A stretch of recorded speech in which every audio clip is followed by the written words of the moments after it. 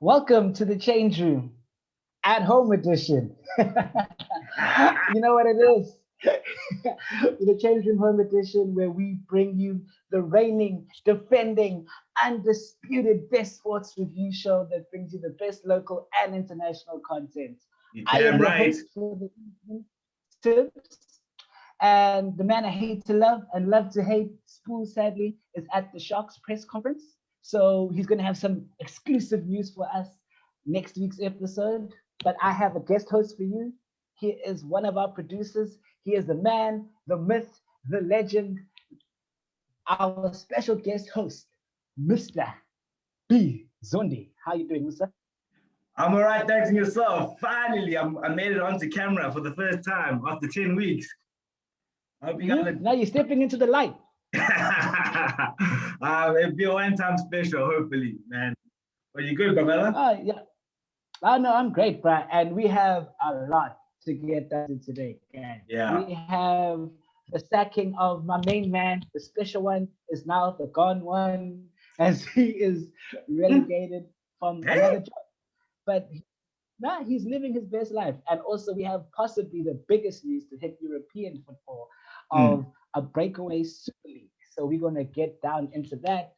But I want to start us back home. Let us start very much with our boys, the Varsity Shield. KZN, local boys. I actually attended that university. It was a Shout great out. time, but Shout out to the no, impies. shout out, fam. To the I was impies. there. UW, fam. UKZN, UP Dubs. But yeah, so UKZN was in the Varsity Shield and they are currently fourth on the log. So they are in that semi-final position, hopefully heading into a possible playoff to get into the Varsity Cup. But they lost their previous two fixtures. They lost 31-32 to WCU, and they lost to TUT 3-21. But they are still in fourth place and they're facing the whipping boys, the Arsenal, call them, the whipping boys of the Varsity Shield, DUT, who in their previous fixtures have conceded 136 points and 106 points. So then hopefully our KZN boys can make it a triple 300 and take it to them. But yeah. Oh, why you gotta do them like that, man? Why you gotta do them like that? DT, we see you out there. We love you guys. We appreciate you guys. But I mean, damn, 100. Woo! That's too much smoke. That's too much smoke. I mean, the last time I caught it, not even in my own personal school rugby career that I catch that many L's in my life. I gave a school close to 100 and they had to cut the game short, but I've never, 2 weeks back to back, 100. I gotta say to them, retire now. Just start drinking now. If you're over the age of 18. It's a video. Only check if you're after 18. Nah, so then for me, it's looking really good. There were no Varsity Cup games this week, but the top four clash of Tuts versus Martins is happening in the following week. So we'll analyze that game, and I'll see my boy Xander Duplessis take it home for Tucks, because I'm calling Tucks for the W. But truly a game of the buggers. It's truly the game of the buggers. Yeah. It truly is. It's a game for everybody else. But also not only in local rugby, but we have to speak about overseas, because in New Zealand, Damien Mckenzie is tearing it up. In the past two games, he has taken the Cheetahs to victory with a last-minute kick up against the Blues, where they won 15-13, and up against the mighty Crusaders, 25-26. So Damien is looking like a sharp player, and for me, he's been unlucky because he's had Burden Barrett, he's had Israel Dag, he's had a lot of competition for his positions. But I don't want to call it too soon. I don't want to be calling him the next 10. Oh no, I'll maybe not 10, but also 15. Like, you can break in, but I think Damien Mckenzie is that impact player that can change the game, which I think rugby's missing. Like, obviously we haven't had international rugby in a while, so we actually don't know how all the teams actually look or shape up. But I'm on Team Damien, fam. I'm on Team Damien and Stefan. I can definitely see the atmosphere definitely opening up again in New Zealand. I mean, there were packed with crowds. rugby is like normal for them again. And I mean, obviously, it's a leading factor of that country in terms of from a tourism point of view. But just to see them having fans back at the stadium, playing in high pressure stakes games, very competitive rugby. Yes, I mean, I almost wanted to pack my bags and move to New Zealand to get that kind of entertainment again. Oh no, but like it's always very weird watching it. Like you forget that like COVID's a thing. Like I'm like, but they're standing so close together. Like why? How is that allowed to happen again? So like I'm out of in awe. I'd love to feel the vibes. But wait, so I have breaking news coming through. Yeah, I have breaking news from school at the Sharks press conference. He's telling us that no. So Spoo Nkosi has been signed to Rock Nation. He's another player that has been signed from the slew of Sharks players that have been signed to Rock Nation. So I gotta say, doo. Come on. I mean, I ain't gonna lie to you. Spoo Nkosi, shout out to you, bro. You've had a fantastic ride at the Sharks so far. Your World Cup performance has been nothing but still world-class performances. And to get that special shout out from DJ Khaled, another one. We the best. I mean, come on. What more do you need? What more of a welcome do you need to the Rock Nation Club? What more? What more do you need, man? But shout out to Rock Nation for doing that. I think it's very important. I think from a strategy point of view, in terms of like they're taking this really investment of rugby quite seriously. I mean, we knew about the big news of signing the Sharks, the bringing of Sia Khulusi over. There's some other speculations of other possible players. I don't want to be saying them now, but hopefully if they get the paperwork done right, they might come through. Maybe Spoon must give some insights when he comes back next week. But I think this move in getting Spoo Nkosi for his own personal career is definitely the right move. I think, especially with a lot of the black players in the South African Rugby Union, hardly of them actually take the opportunity to look elsewhere outside of Australia, South Africa, from a rugby career point of view.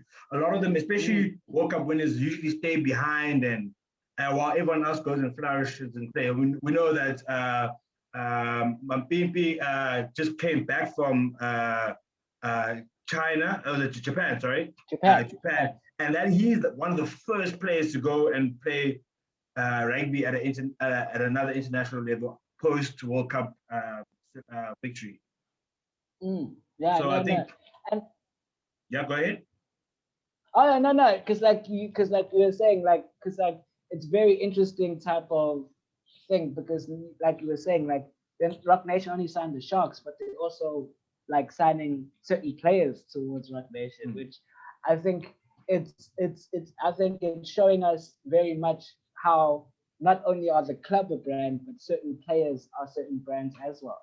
So I think it's something that I think that all players should realize, that they like the one club man, the Steven Gerrards of this world, the one club heart on my sleeve, like rugby or sport in general is starting to become like a market, like a power play of and competitive, in a normal economy, very competitive in a normal economy. It's just business. I mean, supply and demand. I think when you got a high value player and a high profile player, it's important for one's personal brand to be able to capitalize on that. I mean, we chatted about it in the past how Sia Khulusi is more than just a sportsman. He's a man off the field. He's a guy who's building a rugby field in his hometown. He's a family man. He's the golden boy of South Africa, of a typical South African. And I mean, those kind of responsibilities are not wanted to be taken lightly, I think, in the world of sports. I think, and that's what has been missing for the sports maybe in the last decade or so. I think that evolution. I mean, we used to look at our heroes back in the day of like George Gregan in Australia. I mean, that guy was an exceptional player for the Australian team. We looked at Francois Pienaar as a symbolic relationship with Nelson Mandela, the '95 World Cup. So it just goes to show that these things ebb and flow. And I mean, John Smith, even when he won the World Cup, how symbolic that was from a nation building perspective. I think we've covered this a handful of times, but I would like to just reiterate that point of this is good to see that that our high value players are taking on those responsibilities to evolve their brands. And also like and also realize that like not there's more to the game. Like like their bodies can only take getting U-bolted so many times. So they need to like think of like formalizing a brand and finding out what they can do. Do they want to go into commentary? Do they want to help the community? And I think that like signing to like a personal brand management organization helps you create those moves a lot easier, because then everyone knows that it's who you know, not what you know. So I think that it will definitely help them in the future. And speaking of, because you're saying about like how a lot of black players leave and come back, or don't leave, someone that left and has come back is Johan Goosen. The homeboy, fam, like the returning, the prodigal son, as you would, as he has returned from playing in Montpellier in France. I think that is top team. So he had a very bright young Springbok career when he was in his early 20s. He got 13 caps, he got 25 points for the Springboks, and at the tender age of 28, he is returning to the Blue Bulls to give Jake White more arsenal at far half, to give Monet State some competition. And for me, I think that this is sort of being a good move. Like, you're starting to see a lot of the South African foreign players returning back to South Africa to play local. Yeah, I think, as you said, the prodigal son returning. I feel like he's got some unfinished business. You just mentioned that he's got 13 caps for South Africa with 25 points. That's another guy who left too soon. And obviously went to go pursue his own personal career from a club level, but has really unfinished business with the South African Rugby Union. And I think this kind of return, signing with the Blue Bulls, is definitely something that is good for him. And also just to come home. I think people can get homesick a lot of the time playing overseas. We've seen it with a bunch of players. Francois Steyn was another player.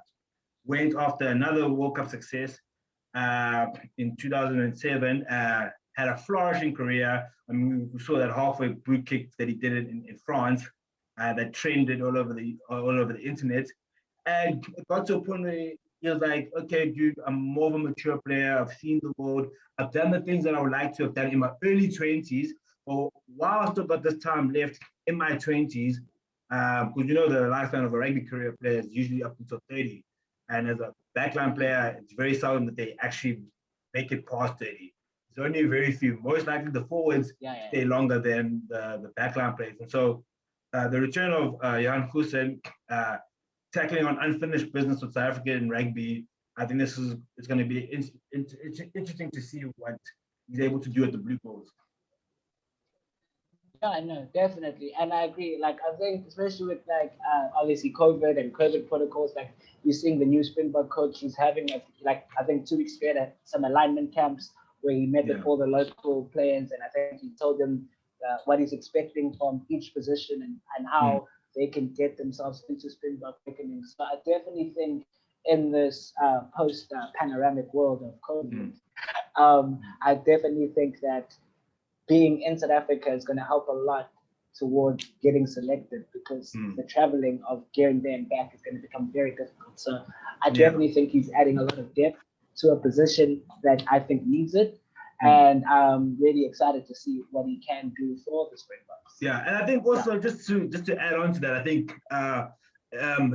him coming back he's not like he's losing anything and what he's gained from earning in Europe, because our South African teams are currently in limbo with regards to the Rainbow Cup. And so it's not like he's not going to be back in England anytime soon. But I think from a career and a selection point of view, I think this is a very good move and a wise move on his part.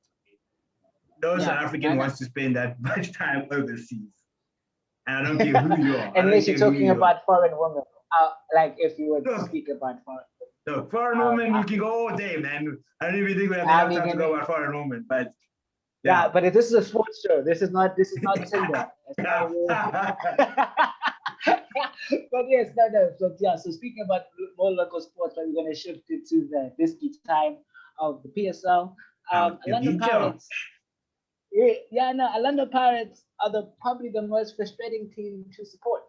I really am frustrated supporting Orlando Pirates because they started with getting absolutely demolished 4-1 by Mamelodi Sundowns. And if you watch that game, literally Sundowns were unplayable. They were absolutely just on another level of football. And I'm like, this is why they are probably one of Africa's greatest coaches, I mean, greatest team. And then Pirates go from that to then a couple of days later beating Marisburg College 2-0. I mean, Marisburg United College. Why am I still in high school? Marisburg You wanted to go there, my boy? Did you want to go to Marisburg College? Hey, nah. I was good. Hey, Marisburg is too dry, bro. There's nothing that happens in Marisburg. Fair enough. But shout out to everyone in Marisburg. But yeah, no, so Marisburg United, Pirates beat them 2-0. And I think for the Pirates team going forward, I definitely think that we're starting to see a lot of local coaches starting to rise up in the Amazulu and Golden Arrows ranks. Yeah. And Pirates are still going the route now of getting foreign coaches. And I think that possibly we're starting to learn that maybe that is not the way forward. I don't know why South Africans can't trust their own, but I think that it's not looking like it's the way forward because even in that Pirates victory against Marisburg United, like you start seeing a spine of a team. Like you think Tulani Tatrayo, experience of Bafana defender, that you would think that he'd be that rock at the back, he'd be the Vincent Company, the Virgil van Dijk, but he makes just as many mistakes as Chris Smalling or Phil Jones. Like he's not the experienced player you thought that you were getting. A 40 in goals for me, I think that keeper makes keeping look difficult. He makes everything look like it's a challenge. And there's just, aside from Ben in the midfield, there's no midfield, there's no one up front. The only player that actually wants to play is Vincent Pule. He's the only player. He is the only one on the left, but he's the only player. If Vincent doesn't rock up, Pirates don't rock up. And I think Pirates have spent too much money. They have to be reliant on one player. So I'm really concerned about Pirates going forward, but also Sundowns, because Sundowns obviously wrecked them, but then Sundowns showed us that, hey, the mighty can fall. No, I think lost. No, I think you definitely are speaking the truth there, my brother. And I think one thing I want to point out is that that the brand of an organization doesn't carry a team forward, but it's through hard work. Hard work is clearly what has been missing here with the Pirates organization. And I mean, as he's been mentioning, they've been going bumper to bumper, winning and losing, and like there's no sense of direction, there's no sense of commitment, there's no sense of vision. And I think that is where they're going to fall short in the long term. And I think this is just the start of possibly a Kaiser Chief kind of situation where it's about money, it's about showboating, it's about trying to sign players, but when you don't have a vision from a management point of view, from a player's investment point of view, the blind are leading the blind here, clearly, as the case here. And so it's definitely, and I mean, don't have a right of Sundowns. I mean, Sundowns has been a very consistent team in the DStv Premiership or in the PSL in general for a long time. I mean, obviously, with a couple of investments and a lot of tactical changes with coaching and the right formation of the right team together, they've been able to use their players that they've been able to groom and cultivate and get them at a high performing level. I mean, season after season, we've seen Sundowns come in the top 4 or 5 for the last maybe 3 years, 3 or 4 years. And so this was an opportunity maybe that they've seen since COVID has started. Like, this is the year to make their mark and solidify themselves as a thought leader in the PSL. Yeah, no, definitely. And you said that about being a thought leader in the PSL because we have a capable PSL. David and Goliath, 1 versus 2, are trying to pull back Sundown to 6.3. So it's going to be a really great game, and I genuinely feel like it's going to take us to the next level. because I genuinely believe that AmaZulu are looking like a team that can flourish. Like, they have a good coaching structure, they have a hard work ethic, and I would love to see what they can do against like Mamelodi Sundowns. So that is the big game coming. That's going to be the new derby. I mean, the derby of the coast. I think. Sandile Zungu, we know, has expressed his determination of making the AmaZulu organization one of a top priority, and so it's very important for people to understand that AmaZulu are not here to play games, right? They want to win. They want to get trophies.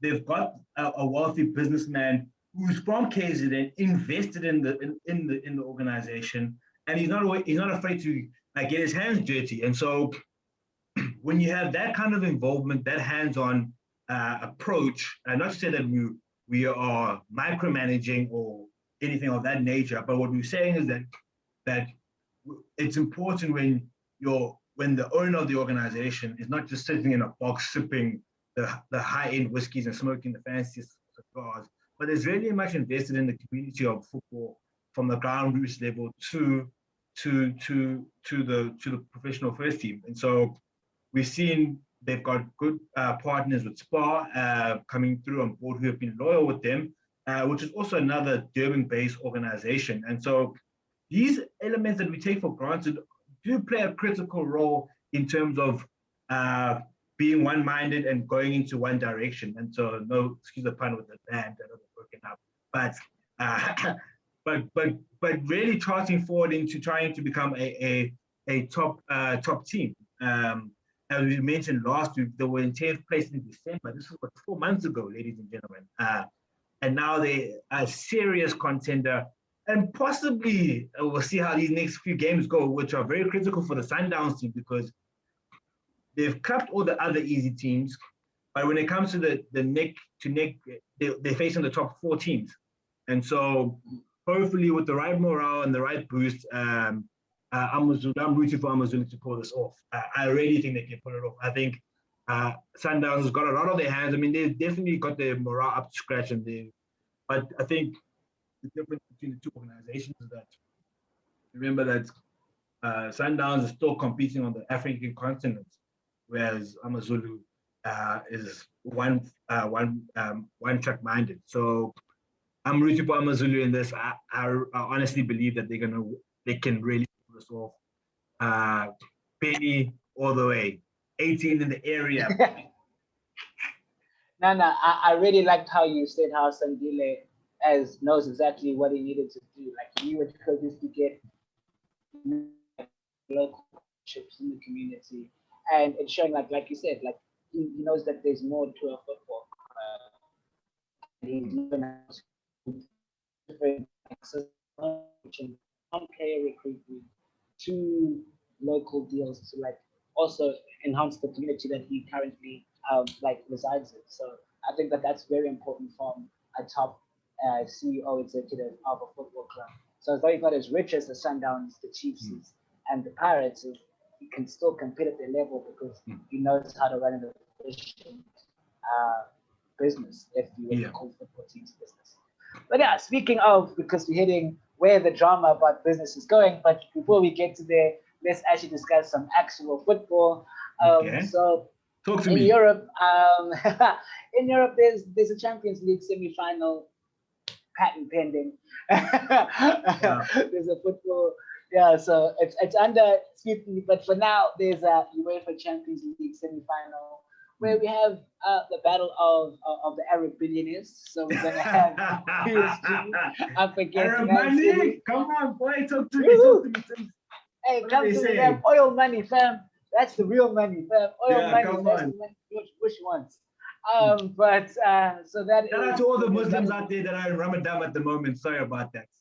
We're with you, prayers, and we appreciate you guys. Continue, my man.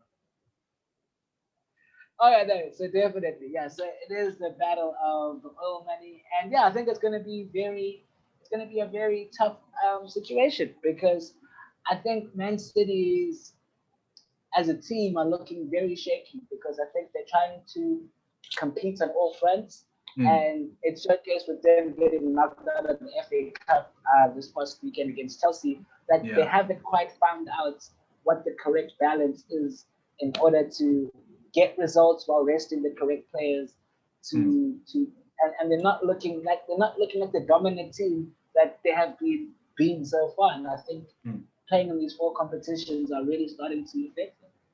Yeah, I definitely look at, as a City fan, I don't really say this much often, but that's why you'll see the content be a lot more biased in the other episodes, because me as a City fan. But I will definitely say that these last 2 weeks have been very troubling from a morale standpoint for the City organization, because we had the announcement of Sergio Aguero resigning or retiring at the time at thingy. We've just incurred an injury with De Bruyne with his ankle or calf. I mean, let's get that factual correct. And so he's a very critical player to that organization and that team. And also to juggle three leagues which are all concluding around the same time is beyond me. It's beyond me. I think it would have been nice as a fan. Don't get me wrong. As a fan, it would be magnificento to see City own the Premier League, own FA Cup, own the Champions League. But we always know that when it comes to English football, the FA Cup and the Champions League, as much as people like to crap on or put down the FA Cup, it's such an important cup to the league from an English reputation point of view. And people stand proudly around winning that kind of cup. And so it's always a conflict of interest when a team tries to tackle on both and they end up having to choose one. Obviously, they try to lead towards the UEFA because the stakes are bigger there. But from a reputation and a bragging rights point of view, from a silverware point of view as well, FA Cup, don't ever sleep on that tournament, guys. It's hard. It's hard. It's not an easy, challenge to take on. Oh no, yeah, like the FA Cup history is like it's embedded in like the English community. Like it's something that is like the thing. It's the ultimate like David versus Goliath, you know. And for us, it's the Nedbank Cup. Like, you know, you're gonna get like the Sunday League team out there that gets to go play against Mamelodi Sundowns. Like, it's that David versus Goliath. The hard worker that loves like hungry football. Because as much as people like to think, it's all light and fun-hearted in the beginning stages, but once it gets to those group knockout rounds, boy, it is tough out there. Because also throwing in the mix of international friendlies, FA Cup, it's tricky. It's tricky to prioritize, and I think I'm yet to see a manager. Okay, besides Aston Wenger, who's prominently known for winning the FA Cup a lot of times, but I'm yet to see another manager who can present me with a plan on how to win the FA Cup and still prioritize another league. Yeah, no, it's not. Yeah, you know, like I think Pep does it the best. Like he does get to semifinals and finals a lot. But it's just not that easy, especially with the amount of football that they're playing. Like it's very hard to prioritize, and I think they prioritize sort of the money of the Champions League, rather than this game, because like the Gundogan wasn't playing. Like there was a lot of John Stones, a lot of key players, Edison de Goldfinger, a lot of key players weren't playing in this FA Cup game. So hopefully that they can get rest is important so that they can try and still wrap up the Premier League and go forth in the Champions League. And then the last Champions League has a Chelsea versus Real Madrid. Chelsea on a resurgence. Real Madrid are currently in a slump, but in a two-game semi-final, anything can happen. I really don't know what's going to happen, but I'm excited to see what is going to transpire. Just like I'm excited. I think we can officially say at the moment, in this moment in time, after the news that is broken out, before we get into that, I don't even want to ruin that.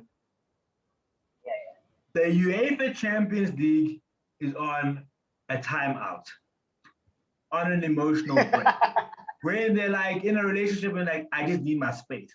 And so, to be able to determine the outcome of this tournament, it will be unfair and it will be almost damn near arrogant to be able to dictate to say, no, this team is going to win, that team is going to win.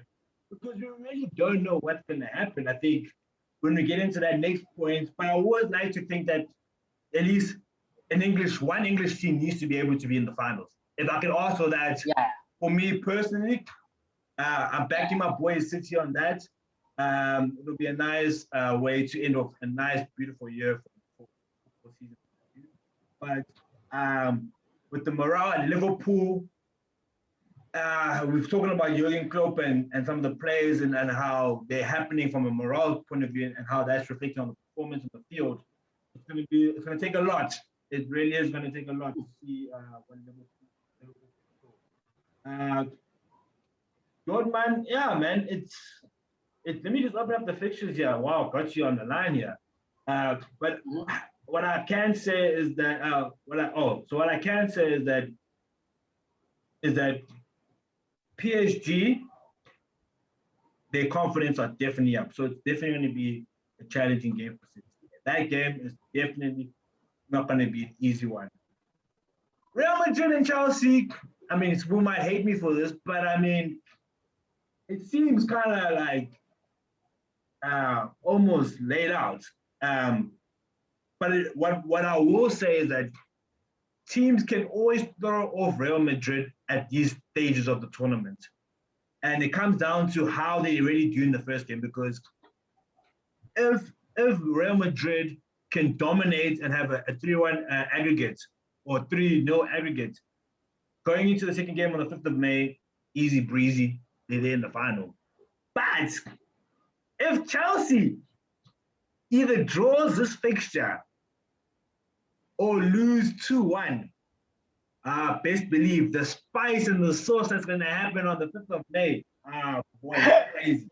Because you chatting to your ancestors, you are chatting to your Hail Marys, because anything can happen at that point. Anything. I just think just because Real Madrid are also in like a 3-way title race for their domestic championship, I think that Chelsea are in a race for top 4. I think it's going to be I want to see how the managers approach the Premier League and the La Liga and how they approach the Champions League, because they're competing for something on both fronts. So I think that the managers are going to be the kicker, how each manager balances those two things, because I think both teams aren't on the best form. So whoever manages the two competitions the best is going to be the winner. So it's all on the managers this time. But something that's not on all of the managers, which they seem to be us, is the biggest news to happen in at least my football, like since I've been alive in football, is this emergence. So I know that it's going to be very complicated to explain. So I'm going to try my best to explain it. So there are a conglomerate or a consortium of some kind. The Illuminati. 15 teams, like 12 at the moment. Yeah, Illuminati. Cool. So the Illuminati are your playing. Go ahead, so Tibs, go ahead. So there are 12 teams at the moment, but they want it to be 15. So it's a very complicated. There's 6 English Premier League teams, those being the 2 Manchester clubs, Chelsea, Arsenal, Liverpool, and Tottenham. And then there are 3 teams from Spain, the 2 Real Madrid clubs, Atletico, Real, and Barcelona, Juventus, the 2 Milan clubs, AC and Inter. So these 12 teams want to now not compete in the Champions League, but create an own separate mini league where they're going to invite 3 other founding teams and then 5 other teams just in jail. So what they want to do is have midweek fixtures where they can purposely privatize and sell their soccer product to the masses for a higher fee, circumventing UEFA, FIFA, and the leagues in general. So that's everyone's like, hey, what? Yeah. So that isn't crazy. That is crazy. That is just crazy, bro. And what are they calling it? They're calling it the UEFA Super League. The European Super League. European Super League. So that's the working title that they're going with at the moment. Yes. And so just talk to me, my friend. Like, why were they just? Because it's not like it doesn't seem like an idea that they just woke up yesterday with like, you know, it'd be a good idea if we had an elite team of players, soccer teams from Europe competing against each other for billions and trillions of dollars or euros. Yeah. No, talk to me about how did this come to be? I'm there for you. No, and how it came to be is, and that's, you have to look at the football structures. Like, I'll be honest and say that having American owners for a lot of these clubs, because this is a very American, like, privatization type of capitalism mentality. Yeah. So how this came to be, because if you ever want to do something, go and watch the comments made by the Real Madrid president Florentino Perez. But how he said it is, he believes that these 12 or 15 teams are what football is. He believes that they are the marketable brand of football. So he says, and this is what he says, and that's how you know it's rubbish. He says, to save football, to make football more accessible to the people, we need more competition, where it needs more elite competition. But that's a nonsense. It's genuinely because it's nonsense. That's his mandate, and that's what he's saying. He's saying that the football public needs to see more elite games playing each other. So he wants to bring forth all these elite teams to form their own superpower, tournament of power competition, completely axing out the entire community that football has created. But Tibs, let me stop you right there. Let me stop you right there, my friend. But isn't that the point of competition? To get the best of the best competing with the best at the highest levels, where the stakes are high enough to warrant the reward. Because I mean, we look at UFC, we look at golf, we look at tennis. We know that in these sports that there are certain tournaments and there's particular venues in which these tournaments are held place where the respect is a lot more higher and garnered as opposed to other places in other leagues. I mean, for instance, the Australian Open, big tournament in tennis. US Open, big tournament in the US. When it comes to golf, the Masters is a big tournament. What else? In the UFC, we know that the main card is what matters. That's what sells the tickets. That's what gets the advertisers on board. So for me, I mean, we had a debate 2 weeks ago about having the best of the best compete at each other and remove all the nonsense, all the rubbish, all the jajalach agents out the way and allow for the best of the best to compete. And you guys were like, nah. You couldn't be a, that's not fair. There's no such thing as a third place trophy. There's no such thing as a third place trophy or even second place. They give medals. And I love how you mentioned that. Because that's where the issue resides, is the fact of there's no competition here. You know what I'm saying? Tibs, we're taking the best of the best. We're taking the best of the best from each league. We know that in Germany, what makes them the best? When it comes to football, there's only really two teams that can really produce high quality performances, and they fluctuate. So it's not even that they're consistent. They're very volatile in terms of who's the number one team in Germany. We know that in Portugal, it's a waste of time. France, maybe we can chat. Maybe we can chat one or two things. What other European countries can I name off the top of my head?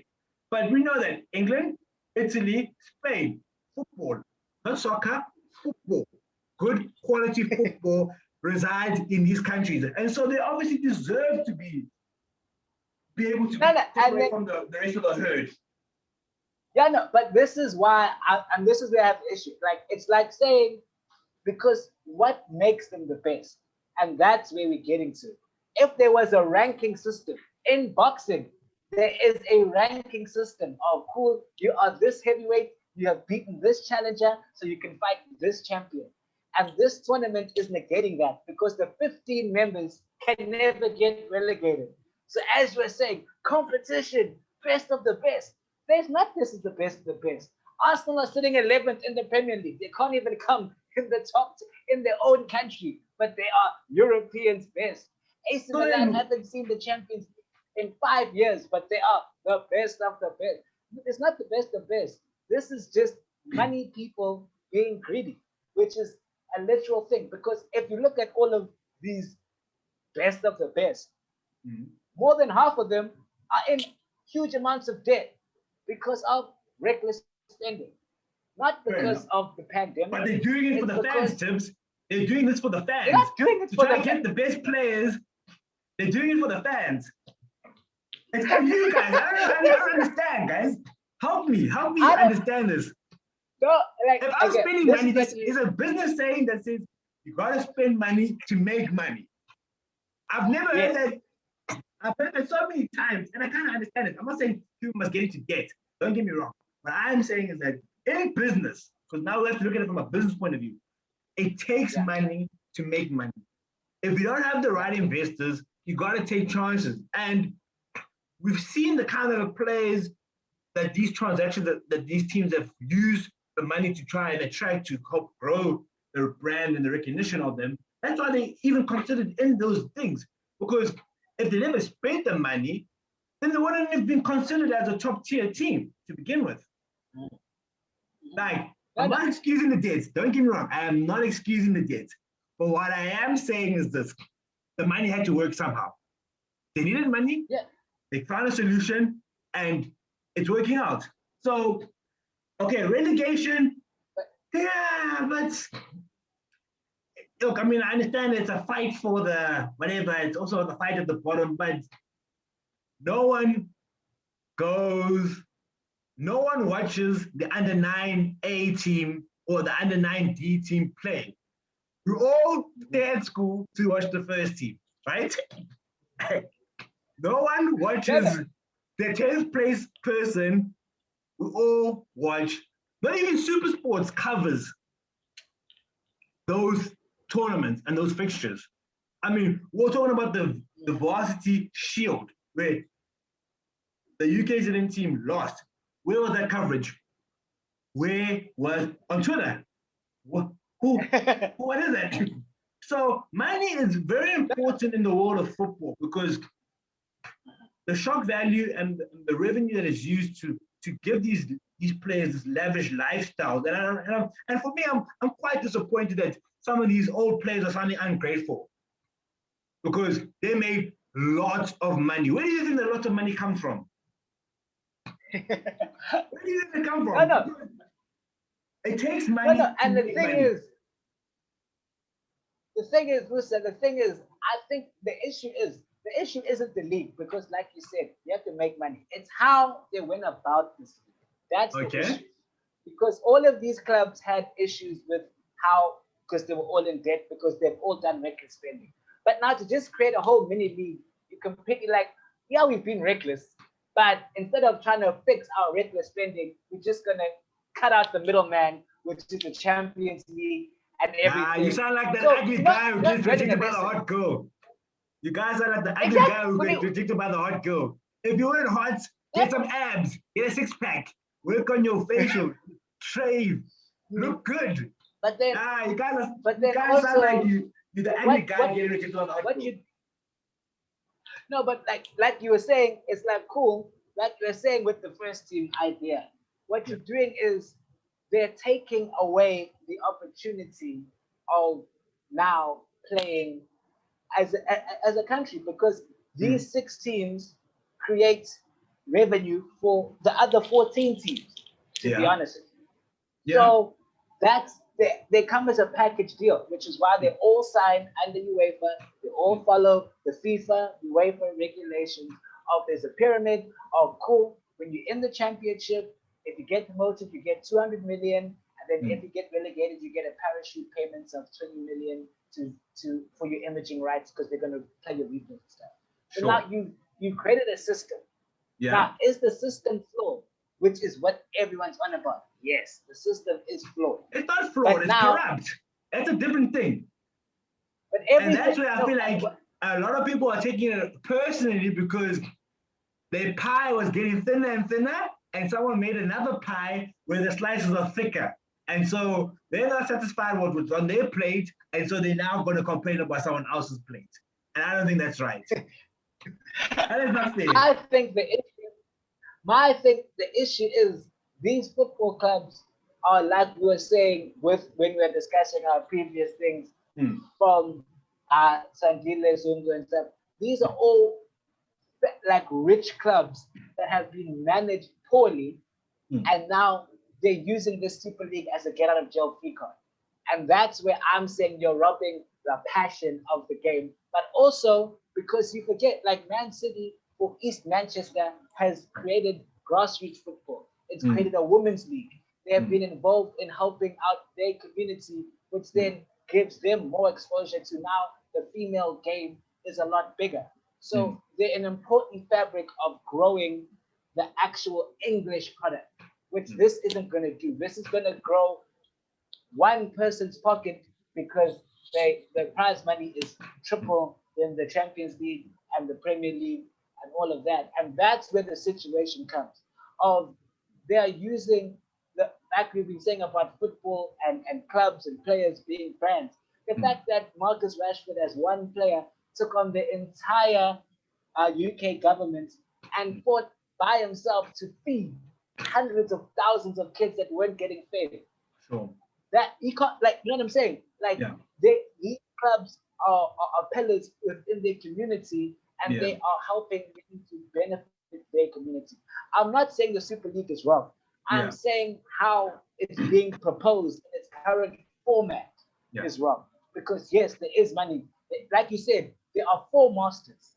It's not like so then I have 4 2-weekly tournaments. We're cool. We play these teams. I'm not saying the European Super League is wrong, but in its current format, it's only benefiting 15 people when there are over 200 clubs in UEFA that need the money to be spread around. It's basically the rich are getting richer and the poor have to basically feed off of the scraps that they choose to give them. But the only reason why the rich are poor because they were reckless. So that's my thing. If you want to frame this as a money grab, don't frame it like you're saving football.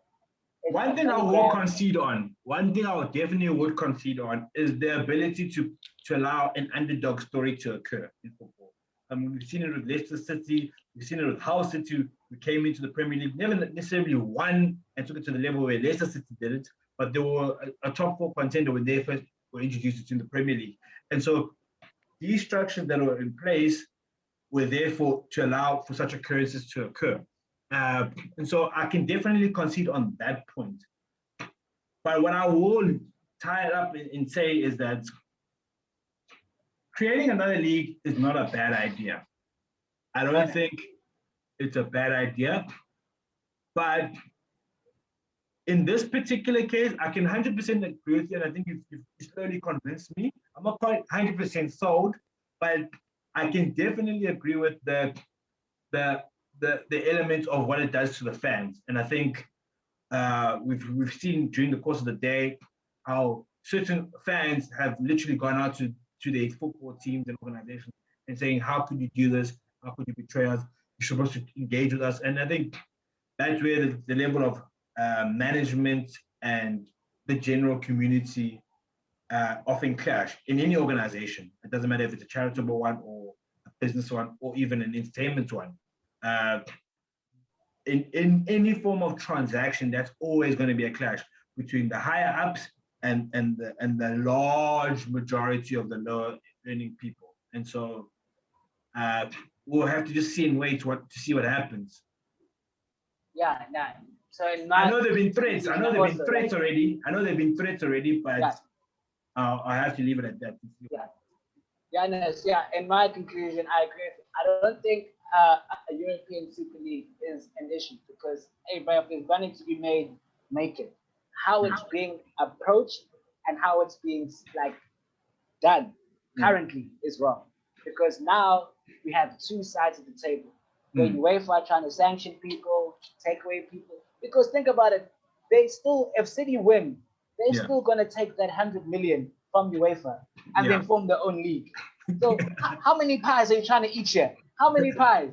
Like you talked about this pie thing, but I'm like, how many do you want to eat?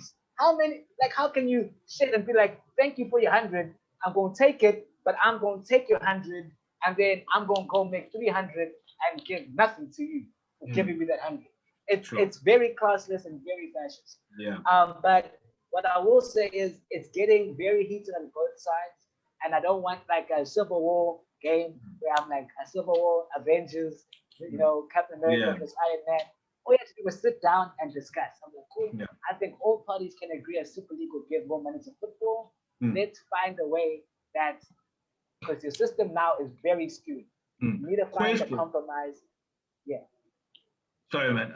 And I hear you. That's the thing. You need to find a compromise between what's right and what, and like, because like the dude needs to get money, but like you need to get discussions. I think both sides are lawyering up because as soon as that one shoots a shot, it's going to be anarchy back. Yeah.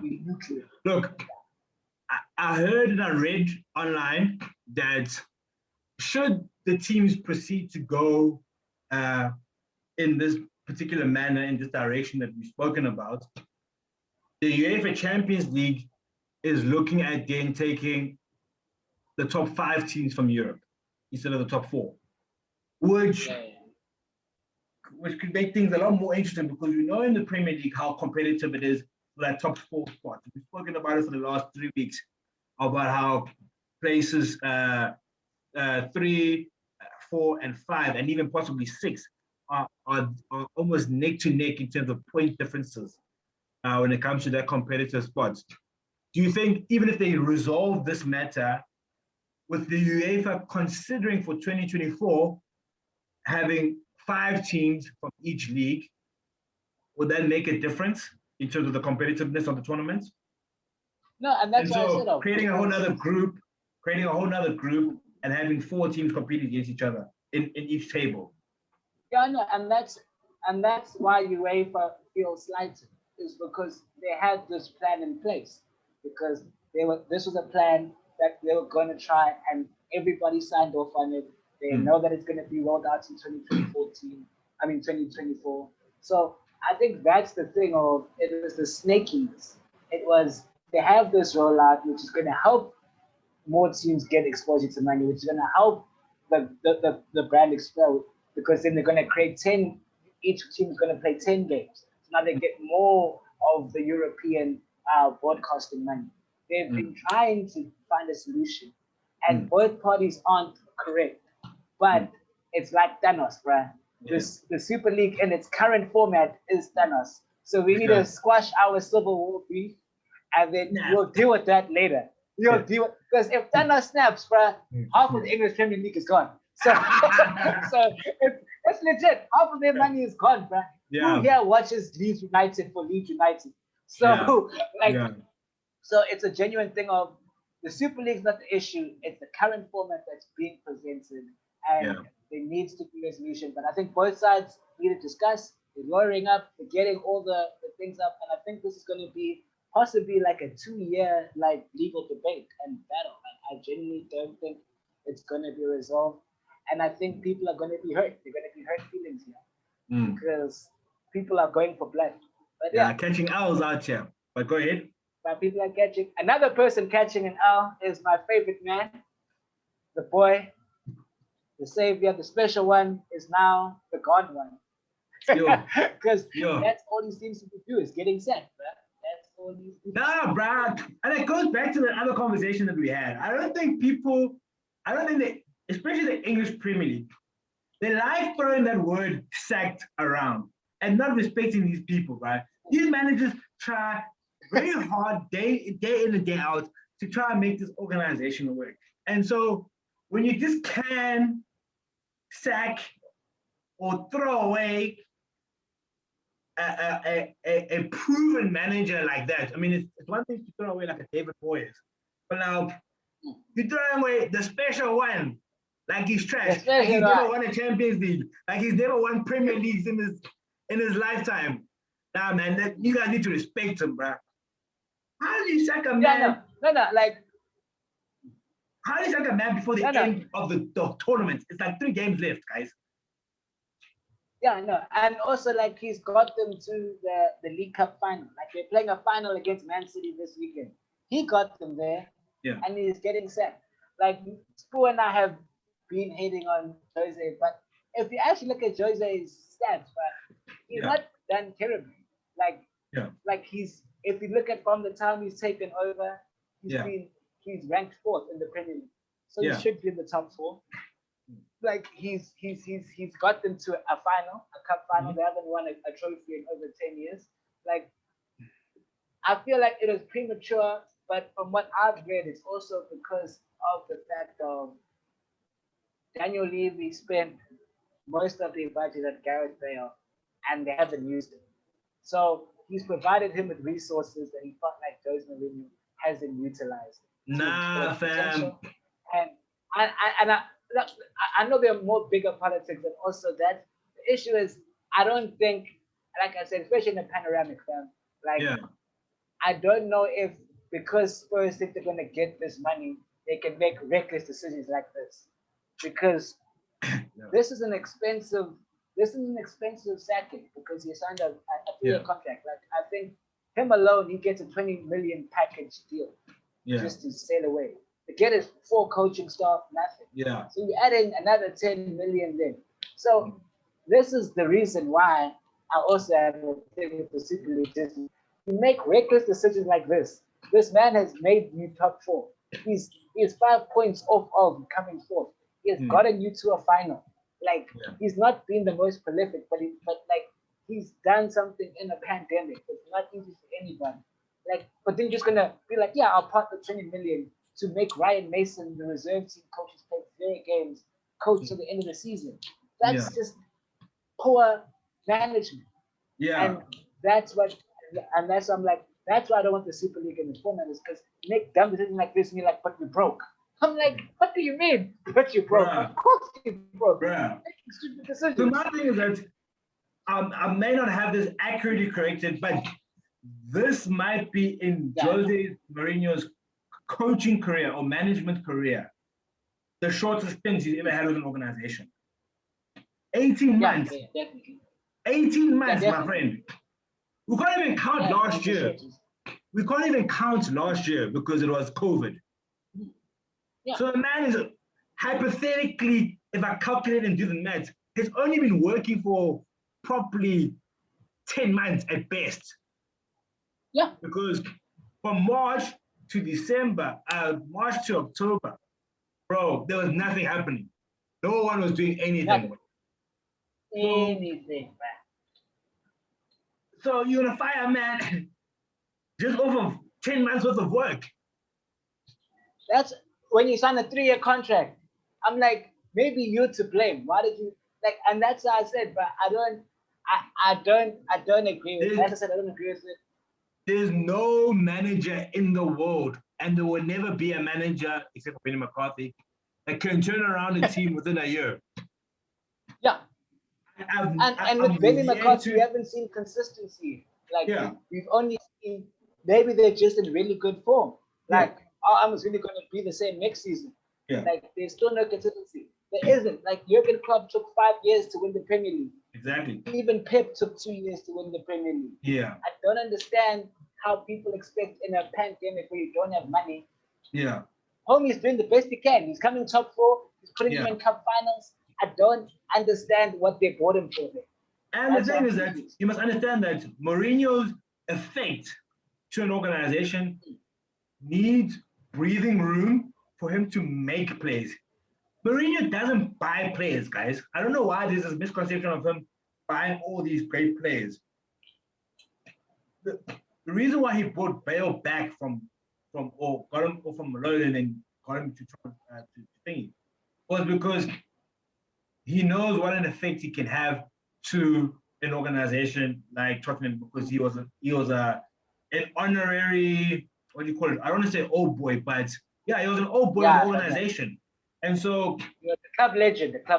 Yeah, club legend. And so the loyalty that you'll have will feel like will boost them. But we know that when Bale turned time in Spain, started off beautifully, but as soon as he got those injuries, he was over. Yeah. And so to get a dead horse, to kick a dead horse while it's down, doesn't make any sense. It doesn't make any sense. And so this is why I believe it's very selfish of the owners of Tottenham Hotspur to pull a move like this, especially knowing that because the reason why Chelsea fired him the second time around when he came back to Chelsea was because the impatience of Chelsea at the time was not. I mean, I understand when Mourinho came in the early 2000s, it was a different era because we were dealing with Ferguson, we're dealing with Arsene Wenger. These were managers that were entrenched within the organizations, trying to build a winning team, and at some various points were able to deliver.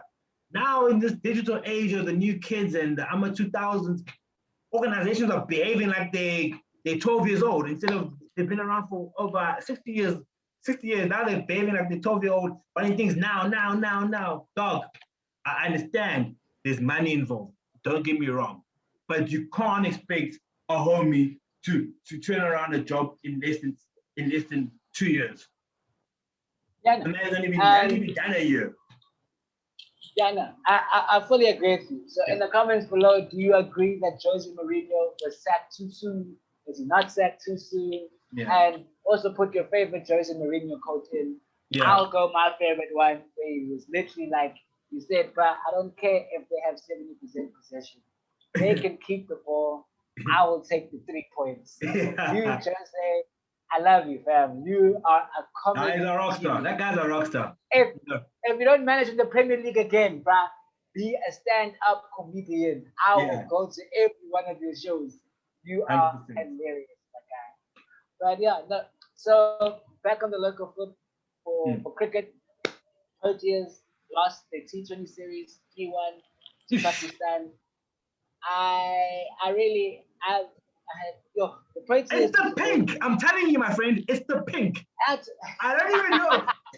Nothing else can explain this whole test, ODI and T20 series against Pakistan that we've been able to. When we're not wearing pink, we don't win. It's simple as that. It's as simple as that. It's as simple as that. We're not. Yeah, I think it's a pink thing, and I can't even blame Markram. It's just for me. I feel like same thing with South Africa. We have world-class players, and then we have below-average players, and that's where the issue is. I don't think there's a team. We have Rabada, Lungi Ngidi, and Nokia as bowlers. Who else can bowl? We have a couple batsmen. Who else can bat? Like, we don't have a team format, and I think it's the I feel like we have 5 players that are really strong, and then that are world class, and then we have 5 players that probably wouldn't get into any other national team except for South Africa. Well, they can't blame Bavuma for this, bruh, because he wasn't the captain. So all those racists out there were saying quotes of captains and nah. This is not his avenue. It's not his jurisdiction. He handles ODIs. He won the ODIs, and he won the ODIs. He won the ODIs. So when our Proteas have to go back to square one, I don't know where the other issues are, but I wish us the best of luck. Generally, that proposal is pretty big, but change our national colors. Watch us do wonders. Yeah. This is what I think the issue is with the Proteas in particularly, especially at a provincial level, is that there's not enough competitiveness across with other countries. We've seen with the IPL, with the Australian KFC, Australian leagues, where there's a variety of players from different cultures, different countries, with different styles, adding to the flair and the excitement of the tournament. There's far too few South African players not competing or not even participating at a provincial level. We see in rugby where we have the Super Rugby, we've got the Pro 14 now, where teams are able to compete, club teams are able to compete at other levels, but there's no infrastructure for that in cricket. And cricket is quite a fairly organized organization. Cricket South Africa is not organized in the sense that they're getting things done, but there are structures in place. But why can't they just bloody deliver competitive cricket? And my issue, and I'm presenting a solution to them. I'm saying, Cricket South Africa, if you can hear me, please go listen to Simi Arif. He's your biggest fan. Okay, put that aside. Please make the domestic league competitive and play against other domestic leagues from outside the country. Can you just form a league? If it's with Australia, if it's with England, I don't care. Can we just get our domestic teams competing against other domestic teams from across the country? Because there's no league for that, first and foremost. Yes, I understand the biggest players at the Cricket Association, and there's a lot of corruption at that level, are the English and the Indian boards, the cricket boards. Highly corrupt individuals, but can I just simply ask, it's a prayer of mine, if we can have a domestic tournament that allows for our players to compete at a high level, it will allow for the development of cricket in South Africa to produce high, valuable players. No. That is actually, that is actually the correct, I want to lie, you're very correct in that assumption I genuinely think that is the issue, is that we're seeing players not being able to make the step up of doing well domestically, and who are they playing against? Like, I would lie to you, I would play my 13-year-old cousin at rugby, I would bulldoze it. But then now if I went to go play for the Sharks, I would get attacked. So I think that is the situation of there's not enough good competition. Like, I mean, if we just quickly, sorry to interject there, if we just quickly scan over the results, Pakistan won by 4 wickets, Pakistan won by 6 wickets, Pakistan won by 9 wickets. Are you kidding me? What is that? Yeah. Last week Wednesday, man. Pakistan won by 3 wickets again to wrap up the fixture. T20, guys. This is where we're supposed to be thriving. South Africa as an organization thrives in Test cricket. I wouldn't often bet on the ODI team. I can say we fluctuate with the performance of our ODI team, but the T20 we definitely do deliver, especially after a Test series. And so I'm not gonna lie. As a funded organization, Cricket South Africa, get your act together, please. Just get your act together. Nada, you hit the nail right on the thing. I definitely think that would help our local game, because we're not seeing enough people breaking through and making an impact on an international stage. And it's because they're not given the correct exposure and growth at grassroots and in development phases. And they're kind of thrown into, right now I'm going to face top quality bowlers when now I was playing my under-19 cousin, right? So I definitely agree. Half of the West Indies teams, half of the West Indies players, sorry, not even the team, half of the West Indies players are in these leagues. Yeah, definitely. That they make up 50% of these teams. So I'm really finding it difficult. In fact, I'm actually getting frustrated that year after year, the level of cricket in South Africa is somewhat dropping, for the sense of a better word. The quality of players are not. Yes, we understand the buggers want to go have a drink and blah blah blah blah, and the banter off the pitch. That's fine. I'm not opposed to that. But please deliver results, because let's be honest, from a the Proteas, let me say that. Let me not say cricket. The Proteas team have no excuse because it's very difficult to make the Proteas squad. Once you're in, extremely difficult. Yeah. You're in for life, bro. You're in. You're in for life, pretty much. So to tell me about there's no chemistry or morale is bogus. Bogus. If you're not playing domestic cricket, what are you doing with your time? What are you doing with your time? So you've got a bunch of players that are hanging out with each other, but yet can't come together to deliver. What do they need? Nick Fury to come out of nowhere and put the team together. That's why I said they're not good enough. That's why I said I don't think they're good enough. That's why I said there's some elite players and some very average players. That's my issue. But we can see Hart. Hart can. South Africans were very forgiving of a nation when it comes to sports performances. But I think we've played the sports long enough to hold ourselves to a higher standard, especially in a national league where it's not that many teams, not that many countries participate in cricket. There's about 10 to 12 countries that participate in cricket. Out of a world of over 200 countries, you're telling me you can't be the best out of 12? Nah, bro. You're not wrong. No, you're not wrong. That's why I said you're not wrong, and I wouldn't lie. Those are the correct ways to go about it. But in for our final favorite link time of the of MVP, which is the most valuable player. So that's the most valuable player in any sport, whether we've covered it, whether we've not covered it. So I'm gonna start off. For me, just a special shout out because I'll miss him in the Premier League. My MVP of the week is Jose Mourinho. Just because for me, I genuinely think he's an old soul and is a football brain of like absolute, and I feel like he was given a disservice, and I genuinely shout out for him. For me, Jose Mourinho, I genuinely respect you as an individual at the top. I think for me, I would have to say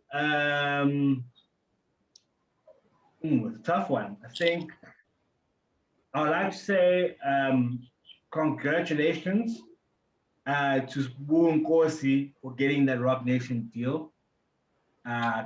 So he's clearly shown that he's a high valuable player to the Sharks organization. And so hopefully this will give him the boost and the morale boost and confidence to be able to deliver at a high level for the Sharks. So I'm definitely going with that. And then fixture of the week, so that is the best fixture of any sport that we have covered or haven't covered. And definitely my fixture of the week has to be, even though we lost, if you go watch Sundowns versus Pirates, you will see top quality South African football. And you kind of wonder, why can't the Bafana play this way?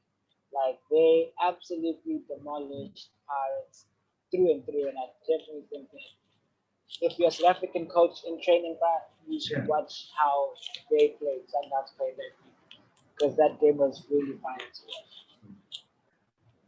For me, I would definitely have to say that as much as it felt sore to lose, I thought the kind of football that Chelsea were able to deliver against Man City in the FA Cup was nice and competitive. I mean, there were so many shots from Man City that they never were able to close, but credit to Chelsea taking advantage of those opportunities that they were given. And so I would definitely say the team of the week for me, just a quick one, is definitely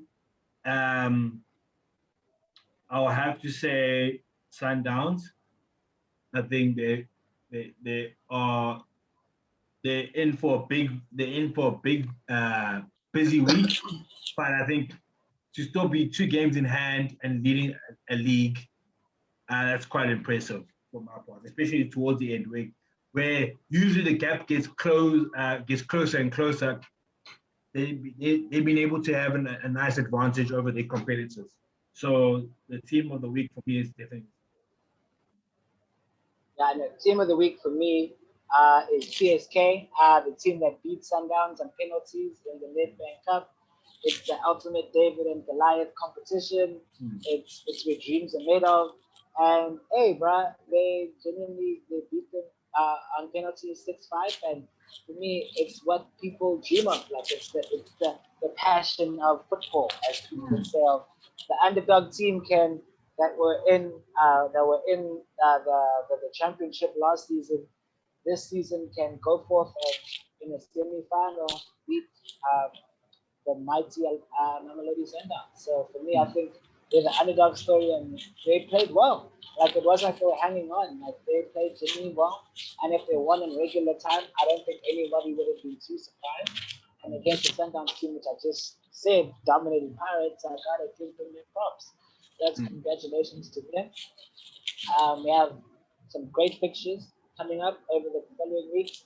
We've spoken about it in the Zulu. We have some Varsity Cup. We have the remaining Premier League games, Champions League games. Hopefully, if the Civil War doesn't break out. So there's some great games. There's some great games coming through. So do you have any final thoughts for us, Mr. Tibs Dhlomo? I beg your pardon, can you just tell me again? Oh yeah, do you have any final thoughts for us? I think this has been an absolute pleasure. Thank you for inviting me, Tibs. Sorry, you missed out, but I hope that Sharks jersey that you bought for the Changeroom boys is worth it. Yeah, this has been absolutely amazing. Thank you so much, Tibs. I really appreciate it. Guys, please subscribe and all that stuff. But yeah, go ahead. I know, subscribe, fam. Yeah, subscribe, like the video, share the video. You know what to do. Add in the comments all your MVPs, your fixtures, your team of the weeks. We are on all streaming platforms. We are on our Twitter, Instagram, and Facebook handles are at the Changeroom. We have TikTok as well. We have TikTok as well. TikTok now. We have TikTok now at the Changeroom ZA. You can follow me on TikTok at Tibs_Dhlomo. You guys have been really great. My name is Tibs. He is Spoo. Oh, sorry. This Musa. I'm so used to it. Sorry, my name is Tibs. We have our special guest host, the man at the plan, Musa, and we are the Changeroom. Goodbye, everybody. Awesome. Bye-bye. Love you lots. Cool.